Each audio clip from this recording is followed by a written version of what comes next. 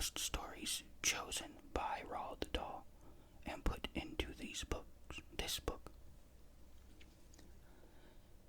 He did write an intro to the book in which he explained that he was doing some work for a television show where they would take published ghost stories and create an episode of a show out of each story. But the show wound up not happening. But while he was working on it, he read through every published ghost story he could find and selected all of the best ones according to him. And so in this book are the 10 best ghost stories ever published according to Roald Dahl. So, if by the end of this story you think it wasn't very good,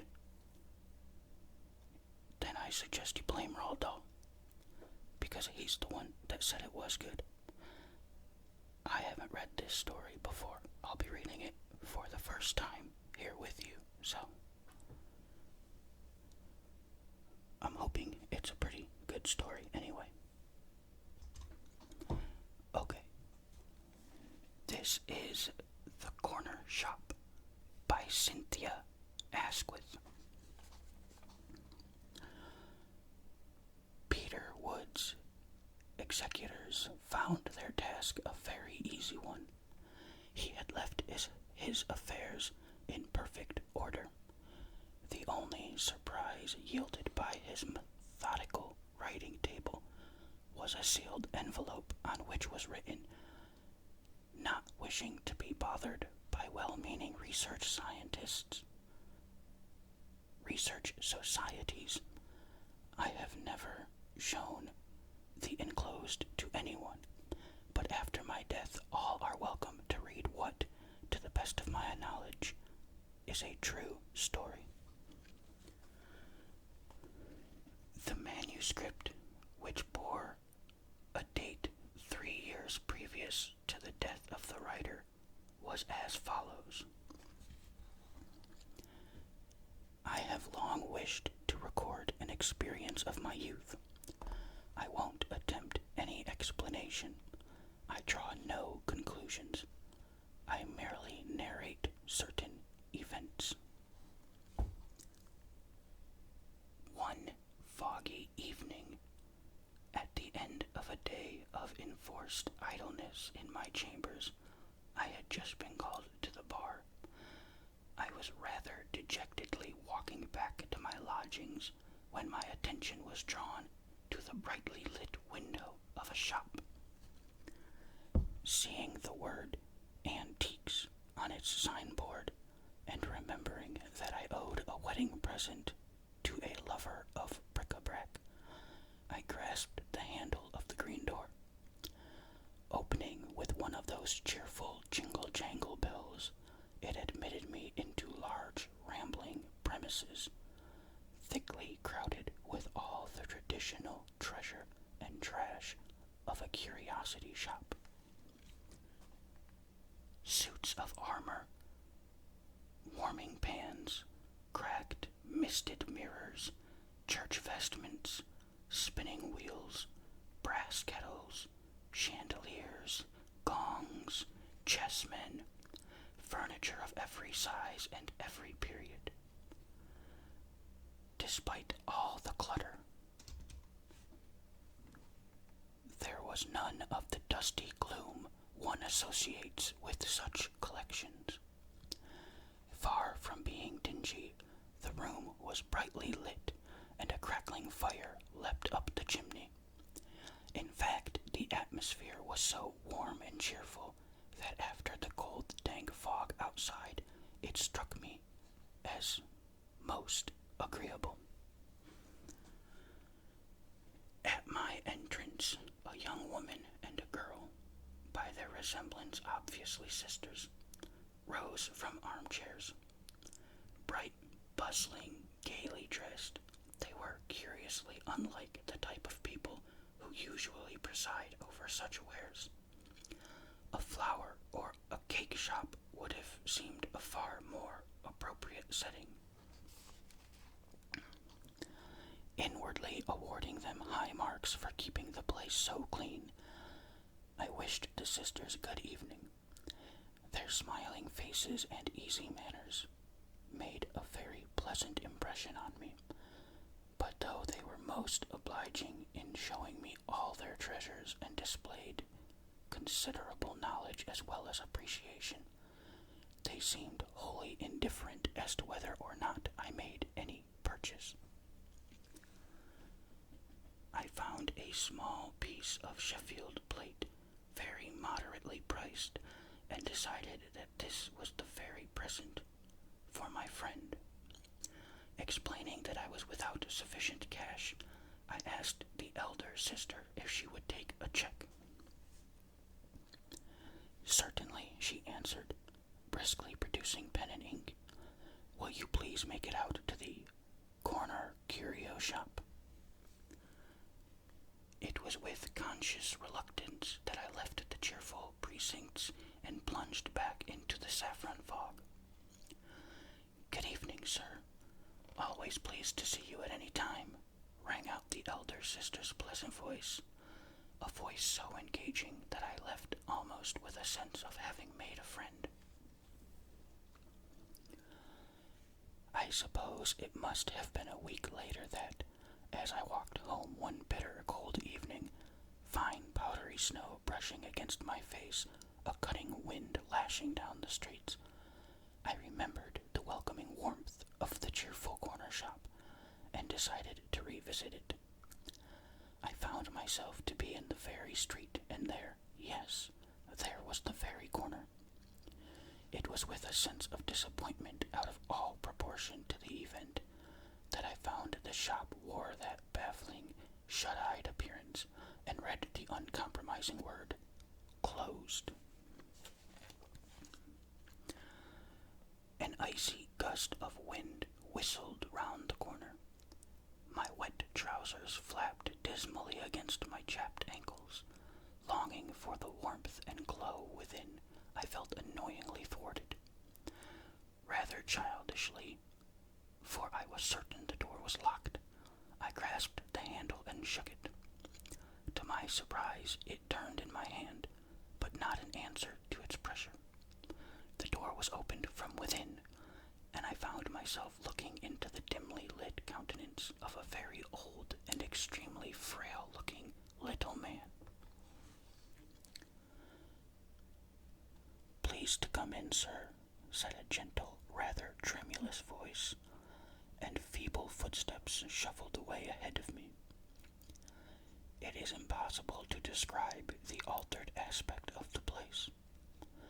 I supposed the electric light had fused, for the darkness of the large room was thinned only by 2 guttering candles, and in their wavering light, dark shapes of furniture, formerly brightly lit, now loomed towering and mysterious, casting weird, almost menacing shadows. The fire was out. Only one faintly glowing ember told that any had lately been alive. Other evidence there was none, for the grim cold of the atmosphere was such as I had never experienced. The phrase, "it struck chill," is laughably inadequate. In retrospect, the street seemed almost agreeable. At least its biting cold there had been bracing. One way and another, the atmosphere of the shop was now as gloomy as it had been bright before. I felt a strong impulse to leave at once, but the surrounding darkness thinned, and I saw the old man busily lighting candles here and there. Anything I can show you, sir, he quavered, approaching, taper in hand. I now saw him comparatively distinctly. His appearance made an indescribable impression on me. As I stared, Rembrandt flitted through my shadows on that ravaged face. Tired is a word we use lightly. Never before had I known what it might mean. Such ineffable, patient weariness. Deep sunk in his withered face, the eyes seemed as extinct as the fire, and the wan frailty of the small, tremulous, bent frame. The words, dust and ashes, strayed through my brain. On my first visit, I had, you may remember, been surprised by the uncharacteristic cleanliness of the place. The queer fancy now struck me that this old man was like an accumulation of all the dust one might have expected to find distributed over such premises. In truth, he looked scarcely more solid than a mere conglomeration of dust and cobwebs that might be dispersed at a breath or a touch. What a fantastic old creature to be employed by those well-to-do looking girls. He must, I thought, be some old retainer kept on out of charity. Anything I can show you, sir, repeated the old man. His voice had little more body than the tearing of a cobweb, but there was a curious, almost pleading insistence in it, and his eyes were fixed on me in a wan yet devouring stare. I wanted to leave, yes, at once. The mere proximity of the poor old man distressed me, made me feel wretchedly dispirited, nonetheless involuntarily murmuring, "Thank you, I'll look around." I found myself following his frail form and absent-mindedly inspecting various objects, temporarily illuminated by his trembling taper. The chill silence, broken only by the tired shuffle of his carpet slippers, got on my nerves. "Very cold night," I hazarded. "Cold, is it? Cold?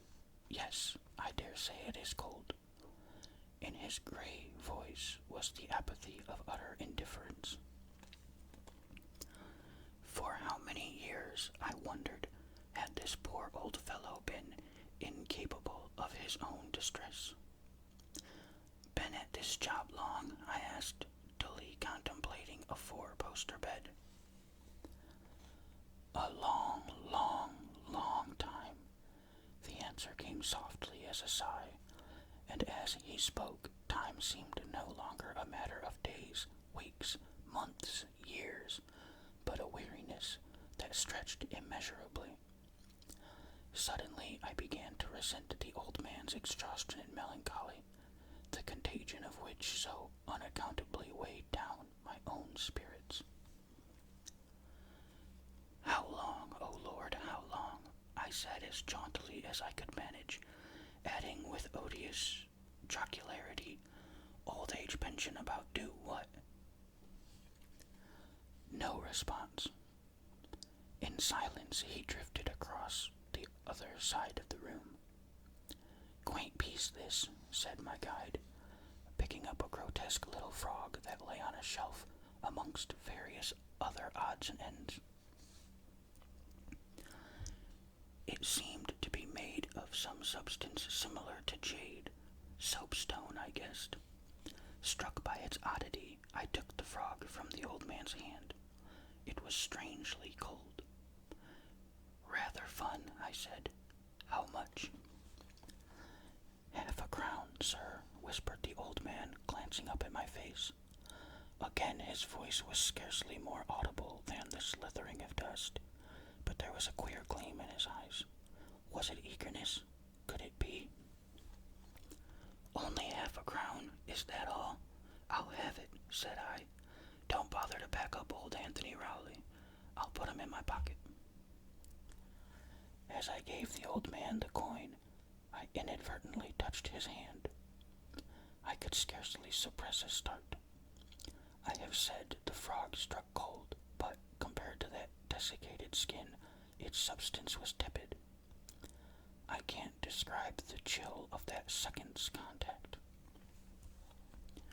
Poor old fellow, thought I. He isn't fit to be about, not in this lonely place.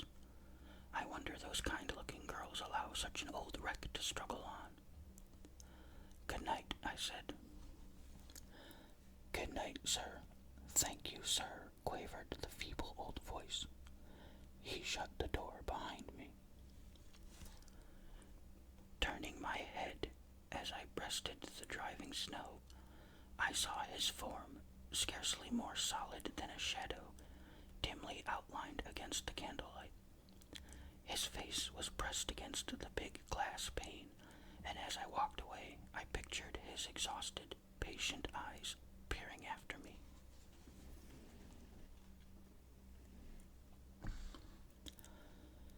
Somehow, I was unable to dismiss the thought of that old man.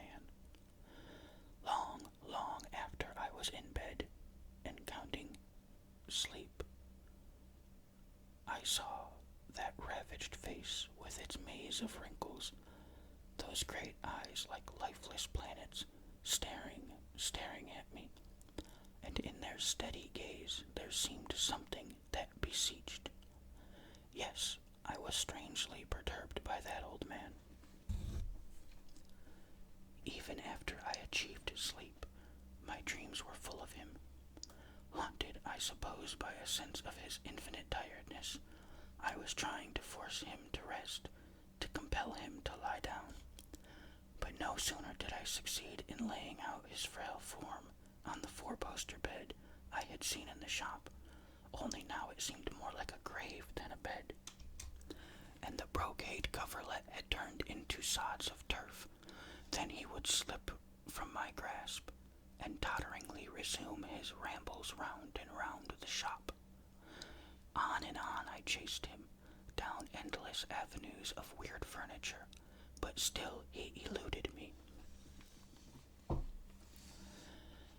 Now the dim shop seemed to stretch on and on unendingly, to merge into an infinity of sunless, airless space, until at length, exhausted, breathless, I myself collapsed and sank into the four-poster grave.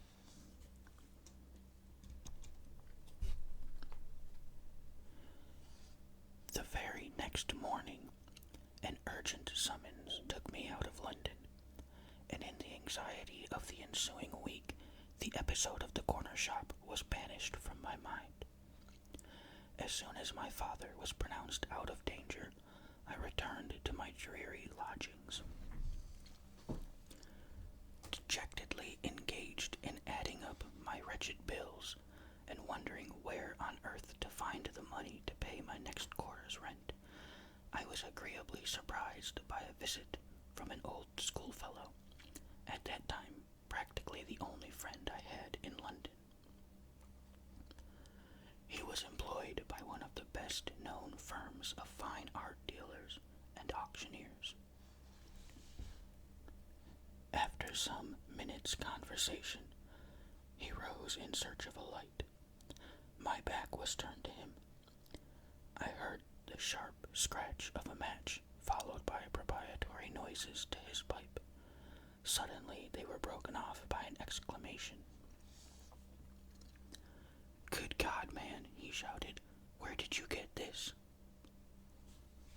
Turning my head, I saw he had snatched up my purchase of the other night, the funny little frog, whose presence on my mantelpiece I had all but forgotten. Closely scrutinizing it through a magnifying glass, he held it under the gas jet, his hands shaking with excitement. "Where did you get this?" he repeated. "Have you any idea what it is?" Briefly, I told him that, rather than leave a shop empty-handed, I had bought the frog for £half-a-crown. £half-a-crown? My dear fellow, I can't swear to it, but I believe you've had one of those amazing pieces of luck one hears of. Unless I'm very much mistaken, this is a piece of jade of the Esia dynasty. If so, it's practically unique. These words conveyed little to my ignorance. Do you mean it's worth money? Worth money? Phew, he ejaculated. Look here, will you leave this business to me? Let me have the thing for my firm to handle. They'll do the best they can by you. I shall be able to get it into Thursday's sale. Certain that I could implicitly trust my friend, I agreed. Reverently enwrapping the frog in cotton wool, he hurried off. Friday morning I had the shock of my life. Shock does not necessarily imply bad news. I assure you that for some seconds after opening the one envelope lying on my dingy breakfast tray, the room spun round and round. The envelope contained an account from Messrs. Spunk, fine art dealers and auctioneers. To sale Avesia jade, £2,000, less 10% commission, £1,800, and there, neatly folded, made out to Peter Wood, was Messrs. Spunk's check for £1,800. For some time I was completely bewildered. My friend's words had raised hopes that my chance purchase might facilitate the payment of next quarter's rent, might possibly even provide for a whole year's rent, but that so large a sum was involved had never so much as crossed my mind. Could it be true, or was it some hideous joke? Surely, in the trite phrase, it was much, much too good to be true. It wasn't the sort of thing that happened to oneself. Still feeling physically dizzy, I rang up my friend. His voice and the heartiness of his congratulations convinced me of the truth of my astounding good fortune. It was neither joke nor dream.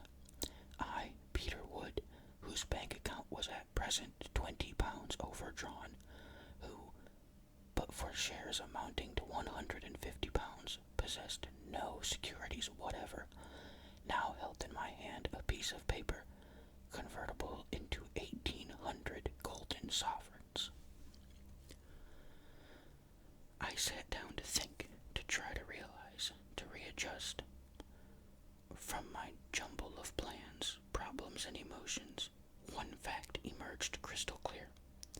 Obviously, I could not take advantage of that nice girl's ignorance, nor of her poor old caretaker's incompetence, whichever was to blame. No, I couldn't accept this amazing gift from fate merely because, by a sheer fluke, I had bought a treasure for half a crown. Clearly, I must give back at least half the sum to my unconscious benefactors. Otherwise, I should feel I had robbed them almost as if, like a thief in the night, I had broken into their shop. I remembered their pleasant, open countenances. What fun to astonish them with my wonderful news. I felt a strong impulse to rush to the shop, but having for once a case in court, was obliged to go to the temple. Endorsing Mr. Spunk's check, I addressed it to my bankers, and filled in one of my own for £900, made out to the corner curio shop. It was late before I was free to leave the law courts, and when I arrived at the shop I was disappointed, but not surprised, to read the notice closed. Even supposing the old caretaker to be on duty, there was no particular point in seeing him. My business was with his mistress. Deciding to postpone my visit to the following day, I was just on the point of hurrying home, when exactly as though I were expected, the door opened. There on the threshold stood the old man peering out into the darkness. "Anything I can do for you, sir?" His voice was even queerer than before. I now realized that if I had dreaded re-encountering him, yet I found myself irresistibly compelled to enter. The atmosphere was as grimly cold as on my last visit. I felt myself actually shiver. Several candles, obviously only just lit, were burning. By their glimmer I saw the old man's questioning gaze intently fixed on me. What a face! I had not exaggerated its weirdness. Never had I seen anyone so singular, so striking. No matter I had dreamt of him, how I wished he had not opened the door. Anything I can show you tonight, sir? His voice trembled. No, thanks. I've come about that thing you sold me the other day. I find it's of great value. Please tell your mistress that I'll pay her a proper price for it tomorrow. As I spoke, there spread over the old man's face the most wonderful smile. I use the word smile for lack of a better word, but how to convey the beauty of the indefinable expression that transfigured that time-worn face? Tender triumph, gentle joy, rapturous reverence. What mystery did I witness? It was like iron frost yielding to sunshine, the thawing of grief in the dawn, radiance of some unsurmisable redemption. For the first time in my life, I had some inkling of the word beatitude. I can't describe the impression made on me. The moment, as it were, brimmed over. Time ceased. I became conscious of infinite things. The silence was now broken by the gathering itself together sound of an old clock about to strike. I turned my head towards one of those wonderful, intricate pieces of medieval workmanship, a Nuremberg grandfather clock. From the recess beneath its exquisitely painted face, quaint figures emerged, and while one struck a bell, others demurely stepped through the mazes of a minuet. My attention was riveted by the pretty spectacle. Not till the last sounds had trembled into silence did I turn my head. I found myself alone. The old man had vanished. Surprised that he should leave me, I looked all round the large room. Oddly enough, the fire, which I had supposed dead, had flared into unexpected life, and now cast a cheerful glow. But neither fire nor candlelight revealed any trace of the old caretaker. "Hello, hello," I called interrogatively. No answer. No sound save the loud ticking of clocks and the crackle of the fire. I walked all round the big room. I even looked into the great four-poster bed of my dreams. Then I saw that there was a smaller adjoining room. Snatching up a candle, I hastened to explore this. At its far end, I discovered a winding staircase leading up to a little gallery. The old man must have withdrawn into some upstairs lair.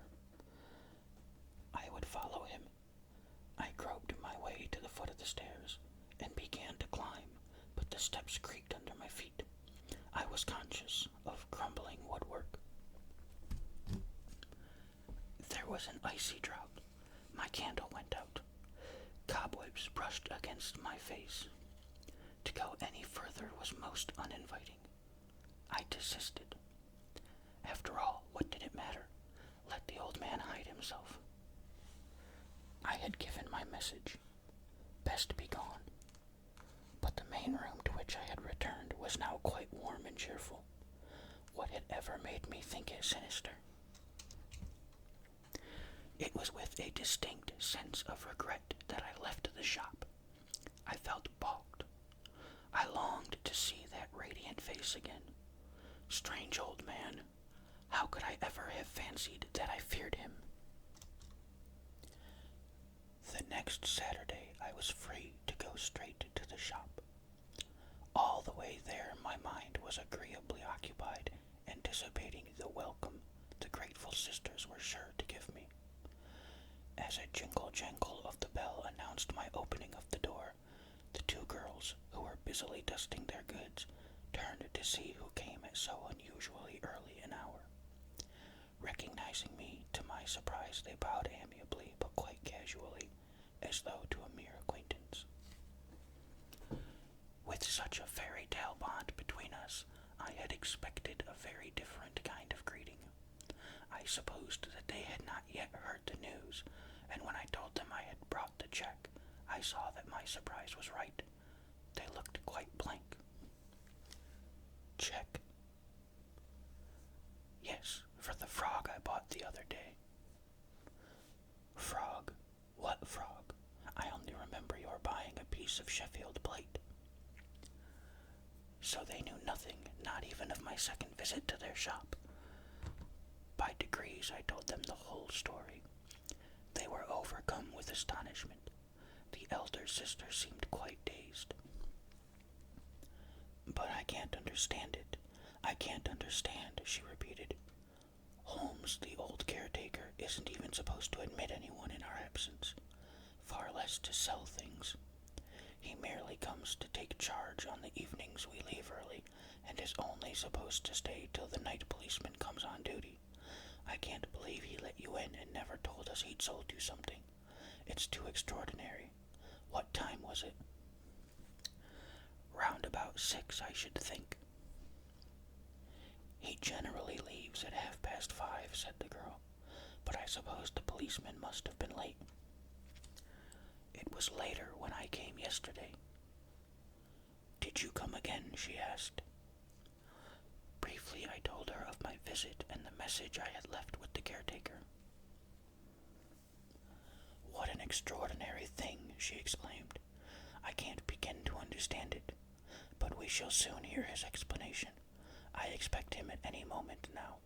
He comes in every morning to sweep the floors. At the prospect of meeting the remarkable old man again, I felt a thrill of excitement. How would he look by daylight? Should I see him smile again? Very old, isn't he? I hazarded. Old? Yes, I suppose he is getting on, but it's a very easy job. He's a good, honest fellow. I can't imagine his doing anything on the sly. I'm afraid we've been rather slack in our cataloging lately. I wonder if he does sell odds and ends for himself. Oh no, I can't believe it. By the way, can you remember whereabouts this frog was?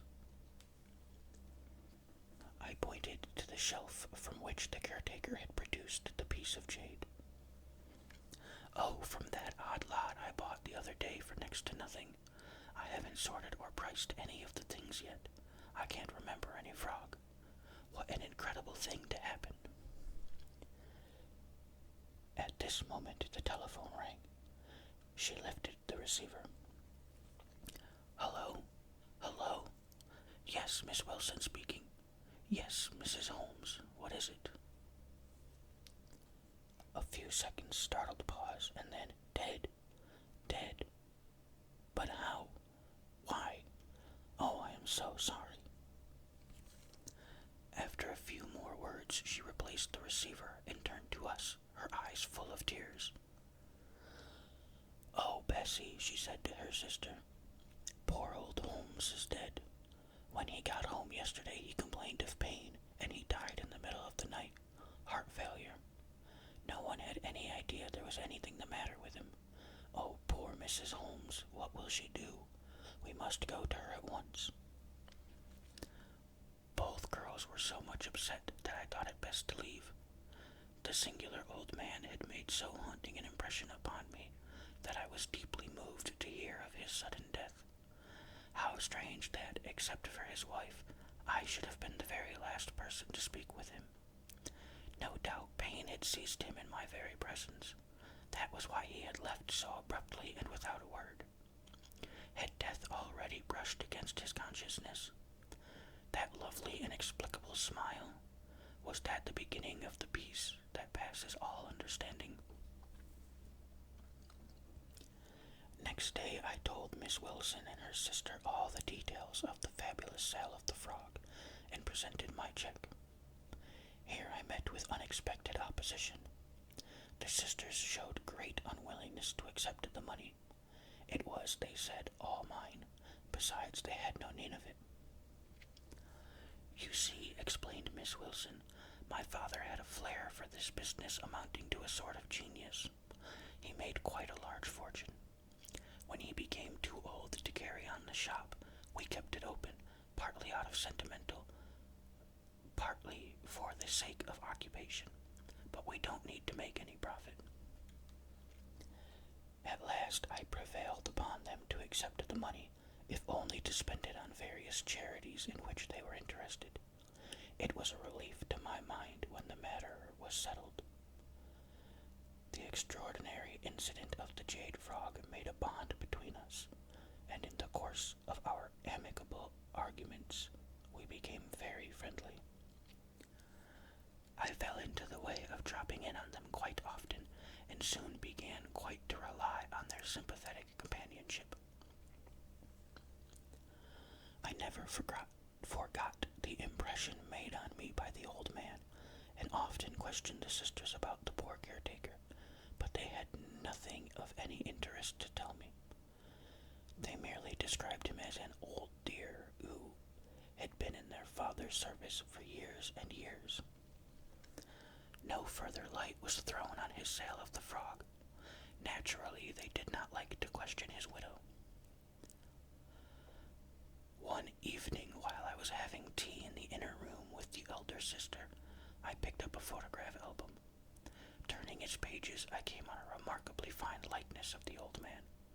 There, before my eyes, was that strange, striking countenance, but evidently this photograph had been taken many years before I saw him.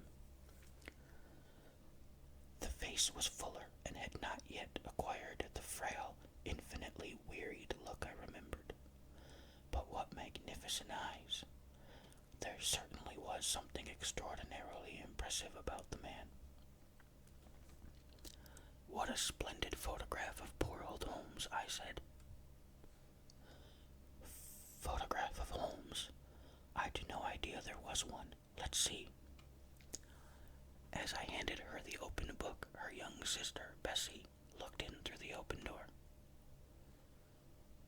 I'm off to the movies now, she called out. Father's just rung up to say he'll be round in a few minutes to have a look at that Sheraton sideboard. All right, Bessie, I'll be here, and very glad to have Father's opinion, said Miss Wilson, taking the album from my hand. I can't see any photograph of old Holmes, she said. I pointed to the top of the page. That, she exclaimed. Why, that's my dear father. Your father, I gasped. Yes, I can't imagine any two people more unlike. It must have been very dark when you saw Holmes.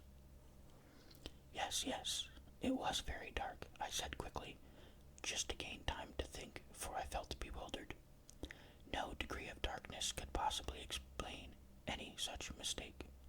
I had no moment's doubt as to the identity of the man I had taken for the caretaker with the one whose photograph I held in my hand. But what an amazing, inexplicable thing. Her father. Why on earth should he have been in the shop unknown to his daughters? For what possible motive had he concealed his sale of the frog? And when he heard of its value, why had he left the girls under the impression that it was Holmes, the dead caretaker, who had sold it? Had he been ashamed to confess his own inadvertence? Or was it possible that the girls had never told him the astonishing sequel to the sale? Did they perhaps not want him to know of their sudden acquisition? Into what strange family intrigue had I stumbled? But whoever it was who had been so secretive, it was none of my business. I didn't want to give anyone away. No, I must must hold my tongue. The younger sister had said the father was just coming. Would he recognize me as his customer? If so, it might be rather embarrassing. It's a splendid face, I said shyly. Isn't it? She said with pleased eagerness. So clever and strong, don't you think? I remember when that photograph was taken. It was just before he got religion. The girl spoke as if she referred to some distressing illness. Did he suddenly become very religious? Yes, she said reluctantly. Poor father. He made friends with a priest and became so changed. He was never the same again. From the break in the girl's voice, I guessed she thought her father's reason had been affected. Perhaps this explained the whole affair. On the 2 occasions when I had seen him, was he wandering in mind as well as body? Did his religion make him unhappy? I ventured to ask, for I was most anxious for more light on the strange being before I met him again. Yes, dreadfully. The girl's eyes were full of tears. You see, it was... She hesitated, but after a glance at me went on. There's really no reason why I shouldn't tell you. I've come to look on you as a real friend. My poor father began to think he had done something very wrong. He couldn't quit his conscience. You remember me telling you of his extraordinary flair? Well, his fortune had really been founded on 3 marvelous strokes of business. You see, he had exactly the same sort of luck you had here the other day. That's why I decided to tell you. It seems such an odd coincidence. She paused. Please go on, I urged. Well, on 3 separate occasions he bought for a few shillings objects that were of immense value.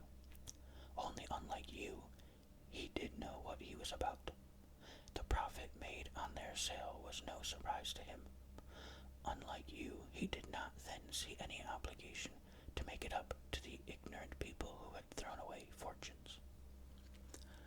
After all, most dealers wouldn't, would they? She asked defensively. Well, father grew richer and richer. Years later, he met this priest, and then he seemed to go sort of, morbid.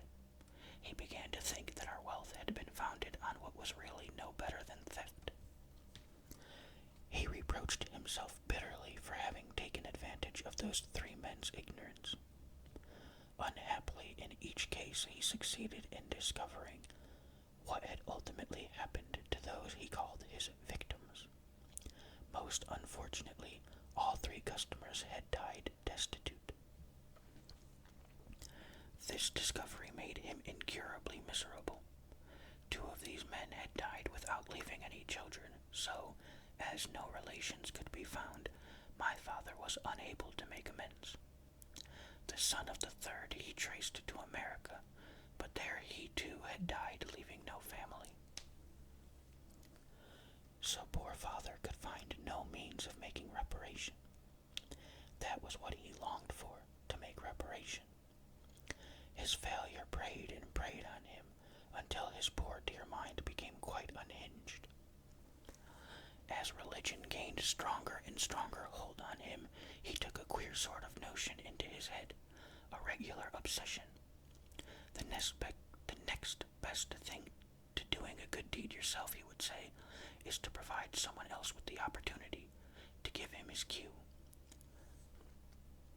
In our sins, Christ is crucified afresh. Because I sinned against him thrice, I must somehow be the cause of 3 correspondingly good actions that will counterbalance my own sins. In no other way can I atone for my crimes against Christ, for crimes they were. In vain we argued with him, assuring him he had done only as nearly all other men would have done. It was no use. Other men must judge for themselves. I have done what I know to be wrong, he would moan. He grew more and more fixed in his idea of, expiation. It became positive religious mania. Determined to find three human beings who, by their good actions, would, as it were, cancel out the pain caused to divinity by what he called his three crimes, he busied himself in finding insignificant-looking works of art, which he would offer for a few shillings.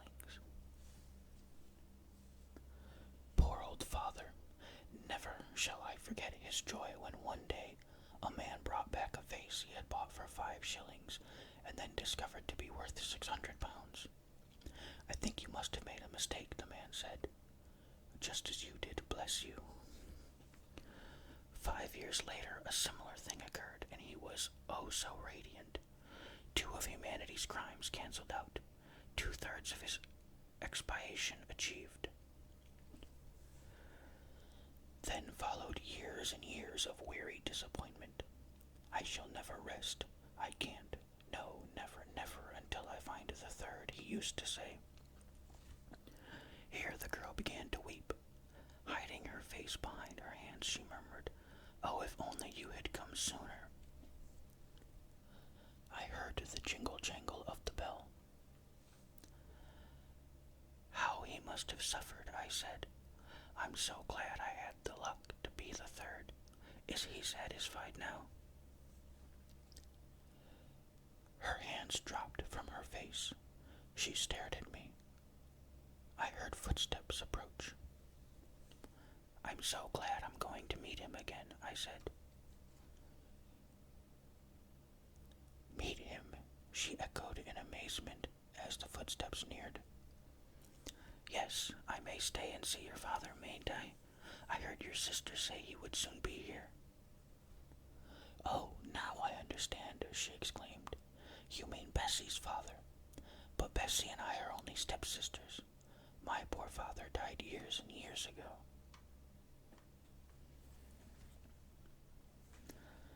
And that is the end of The Corner Shop.